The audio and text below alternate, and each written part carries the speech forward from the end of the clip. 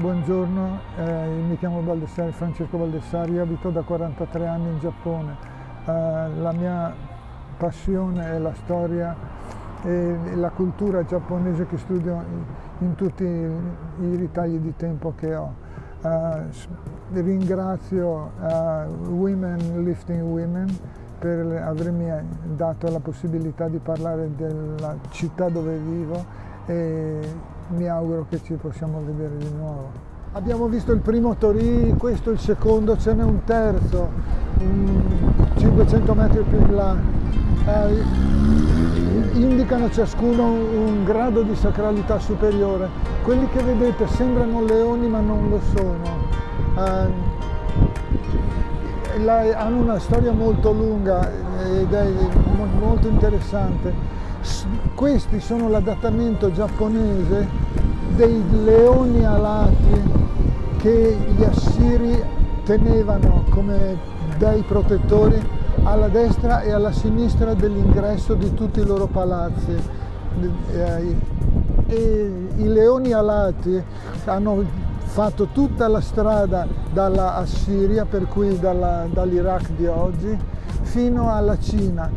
Sono arrivati in Cina come leoni e infatti se guardate i leoni cinesi hanno le fattezze dei leoni. Questi invece sono diversi, in giapponese si chiamano cani coreani e spesso sono rappresentati con un corno. Quello che vedete a sinistra ha la bocca chiusa. Quello invece che a destra aveva la bocca aperta. Questa è una differenza importante perché quello a destra pronuncia la lettera A, la prima dell'alfabeto sanscrito. Questo pronuncia l'ultima lettera dell'alfabeto sanscrito, a rappresentare l'alfa e l'omega, l'inizio e la fine, la vita e la morte di tutte le cose, i cicli di cui è composta l'esistenza. Più avanti, quella che vedete è la Dankazura, è un viale alberato che una volta arrivava fino al mare, poi a poco con l'andare del tempo è stato accorciato. L'ultimo accorciamento è stato piuttosto sostanzioso ed è stato fatto in occasione della costruzione della prima ferrovia che è arrivata a Kamakura nel 1800 e spiccioli. Adesso cammineremo per la Dankazura e vi spiegherò il resto. Questa è un'altra delle pietre nere di Kamakura che tra l'altro ho tradotto tutto in inglese, sono disponibili su internet e che spiega la storia della Dankazura.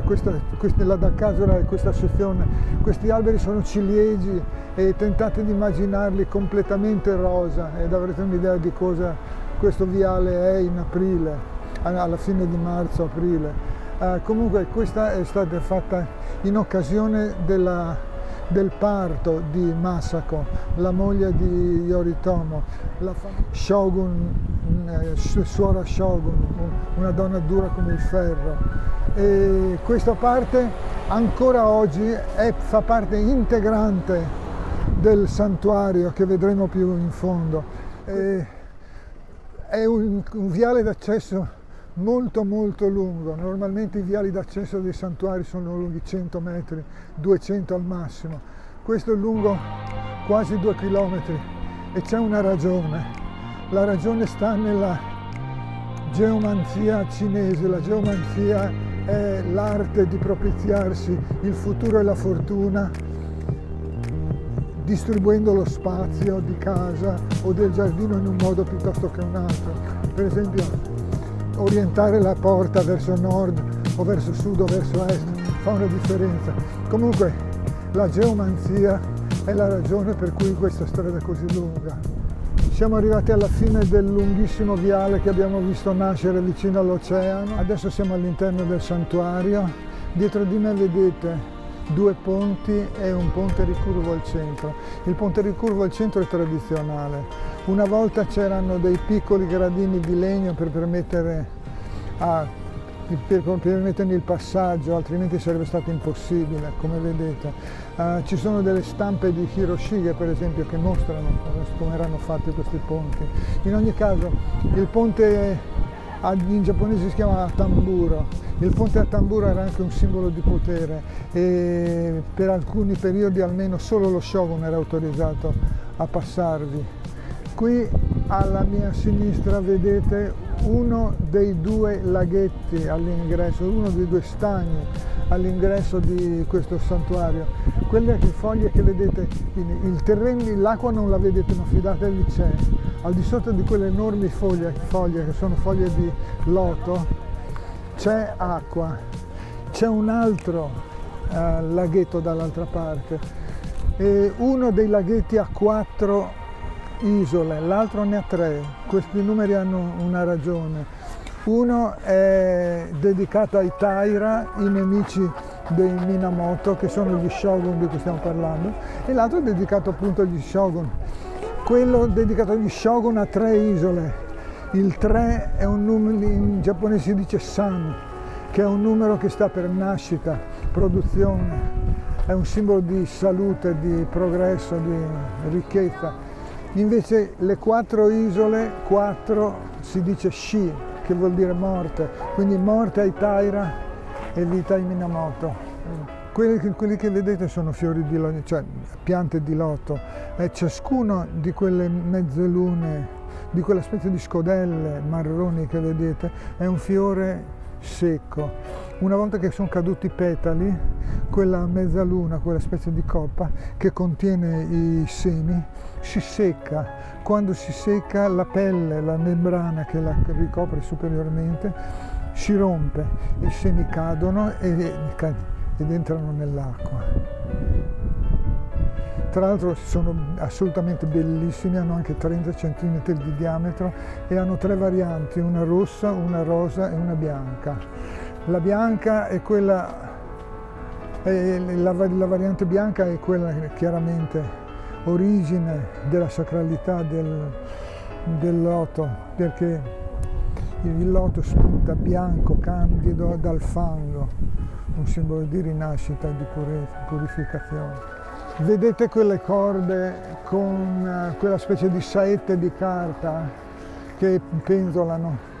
Quelle corde si chiamano shimenawa e sono uno dei simboli fondamentali della religiosità giapponese. Quello che è contenuto o quello che è segnalato dalla corda, dalla shimenawa, è un oggetto sacro. Qui vedete che c'è un quadrato fatto, poi le saette si chiamano shide e sono una decorazione che fa capire che questo non si tratta semplicemente di una corda qualsiasi, ma una corda particolare.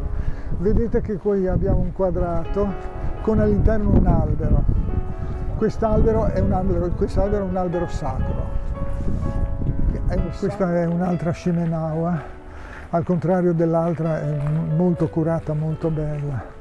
Le dimensioni possono variare moltissimo, avete visto l'altra che è al limite inferiore, ce ne sono altre che hanno un diametro, non una lunghezza, un diametro di 1 metro, 1 metro e mezzo, assolutamente spettacolari. È il senso della bellezza dei giapponesi, pur nella semplicità, secondo me è spettacolare. Come vi dicevo, le saette di carta si chiamano shide e sono un simbolo di sacralità. Quando vedete uno degli shide siete certi che siete in presenza di un oggetto sacro. Quello che vedete dietro di me è un cerchio di purificazione.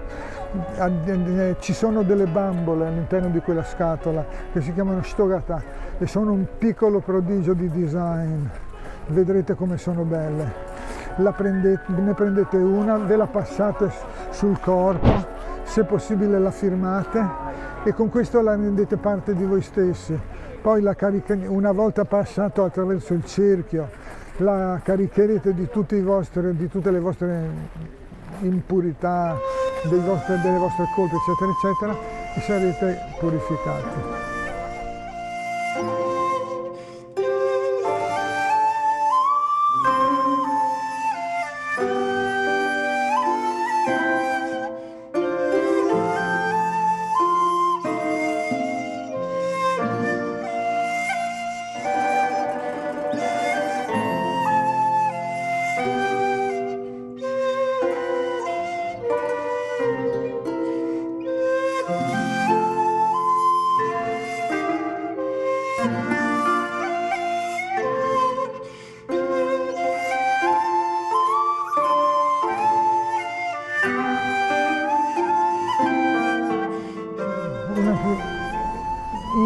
tutti gli edifici giapponesi di stile tradizionale sono fatti in un modo particolare, sono fatti senza chiodi, questo per motivi antisismici. Senza chiodi le parti sono libere di muoversi l'una rispetto all'altra e la frizione riduce l'energia del terremoto stesso. Per cui sono una specie di puzzle, un gioco a incastro. Ci sono dei pezzi che sono pezzi chiave, che una volta tolti permettono di smontare il resto, si smonta tutto in pezzi. Tu rifai i pezzi che richiedono manutenzione, ricicli quelli che invece sono in buone condizioni e rimonti il tempio esattamente come era prima. Per cui molto semplice. L'idea è semplice, la realizzazione è molto complessa.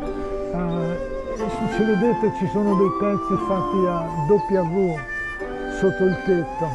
Questi pezzi a W sono della specie di ammortizzatori che permettono al tetto di andare in su e in giù. Hanno l'aspetto e funzionano come le balestre delle automobili. Maruyama Jinja, un santuario shinto dedicato al kami Inari. Inari è un nome strano perché i caratteri cinesi che lo rappresentano non corrispondono foneticamente al nome Inari. È difficile da spiegare in inglese, comunque c'è qualcosa di strano nel suo nome e per di più è rappresentato a volte come donna, a volte come uomo, a volte non è rappresentato affatto. Per esempio in questo santuario non c'è nessuna immagine del kami. Quando vedete tanti torii rossi, con tutta probabilità si tratta di un santuario dedicato a lui. Ciascuno dei torii è un'offerta e di solito porta il nome del donatore. È uno dei santuari, anzi è il santuario più comune in tutto il Giappone perché Inari è il dio della prosperità, per cui sul tetto di quasi tutte le aziende giapponesi trovate un piccolissimo santuario dedicato a lui.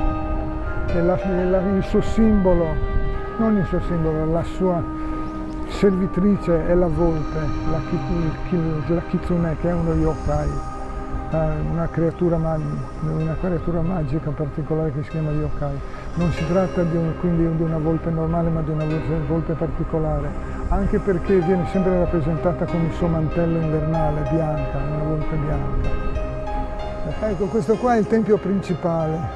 Non so se notate qualcosa di strano, ma l'ingresso è non dalla parte, il termine tecnico, credo che si chiami la campana quella.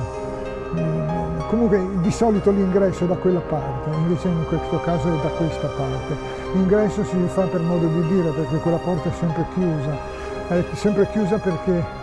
perché questa è la casa di Inari.